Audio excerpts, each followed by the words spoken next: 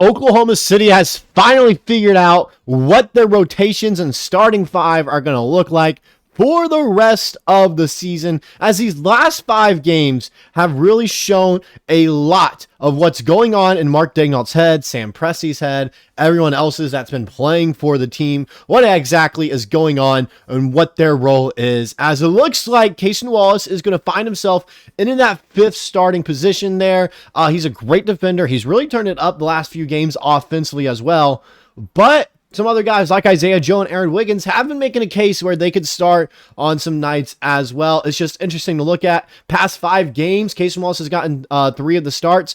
I believe, if my memory holds me correctly, he started in majority of the games compared to Wiggins and Joe. So it just seems as though Mark Daigneault really likes having Cason Wallace as a starter, and I don't blame him. He's been really good, but we're going to look into what exactly has been going on in an article I found over at Sports Illustrated, going in stats of the 2 guys that I think should be starting, the final decision there, and along with, just all the other opinions that I have going into the rotations. But before we get into all that, though, just a quick moment to recognize here real quick that we're at 2,127 subscribers, trying to reach 2,500 by the new year.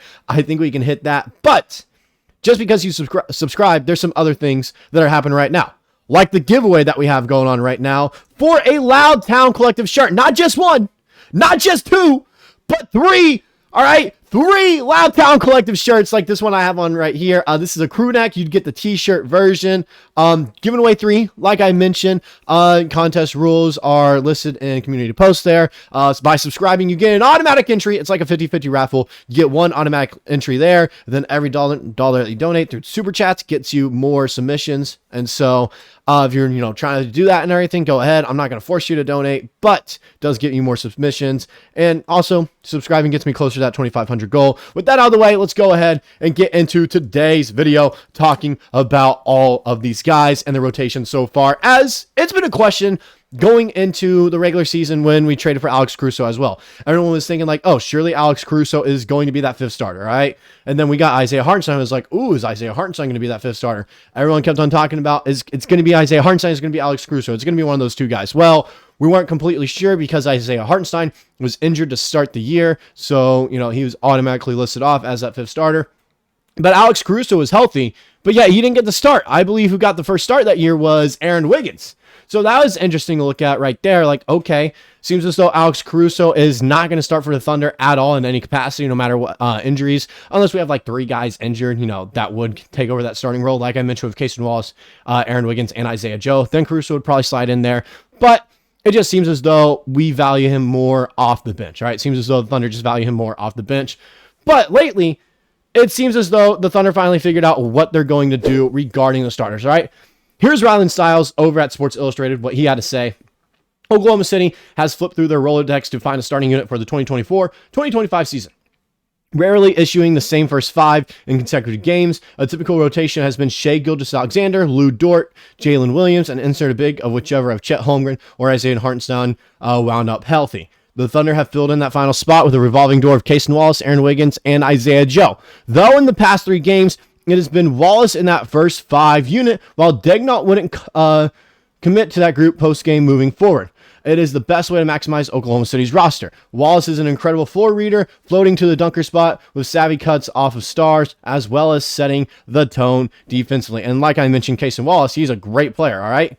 Great, he's been fantastic, and I actually really like him as a starter. His defensive presence is nice. He's been picking up offensively. However, it does kind of leave us without a point guard coming off the bench. We have AJ Mitchell, but Cason Wallace is a little bit more experienced. I like Cason Wallace more, so it just doesn't really leave the team with any point guard off the bench. That's the one downside of having him start. But you also have guys like Aaron Wiggins and Isaiah Joe that have been starting. Aaron Wiggins, talking about him a little bit before we get into the last part of the article and look into some stats. I like Aaron Wiggins, all right? He's saved basketball. However, we need a shot creator off the bench, all right? We truly need that. And that's what Aaron Wiggins does best. He's a really good shot creator, all right? He's really shifty, has a great handle, has a great scoring package, okay? So I think it'd be best to have him come off the bench as well. That's kind of my, thoughts on it. So it comes down to Isaiah Joe or Cason Wallace. Who should really start? Well, Ryan Stiles talked about that a little bit as well in his article, talking about it here. Boom. Last part of the article.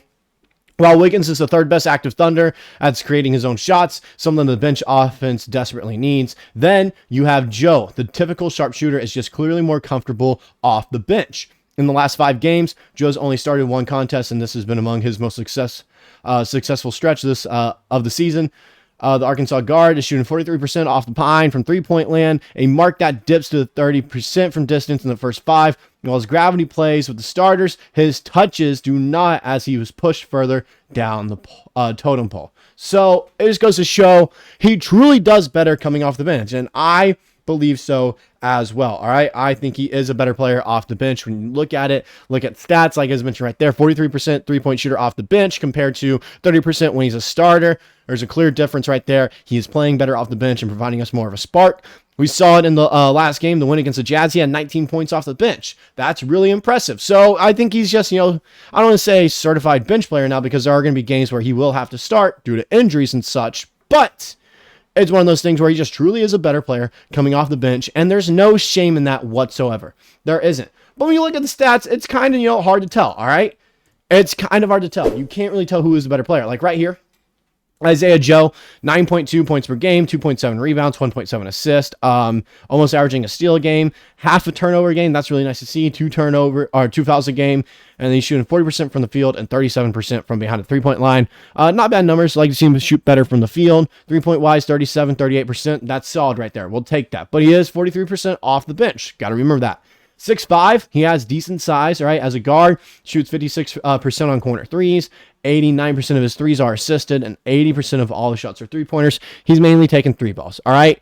And yeah, it'd be nice to have that in starting lineup. We kind of have that with Lou Dort already. When you look at Lou Dort, he's a 3-and-D guy. Majority of his shots are going to be three-pointers right there. So we already have that 3-point guy with the starting unit.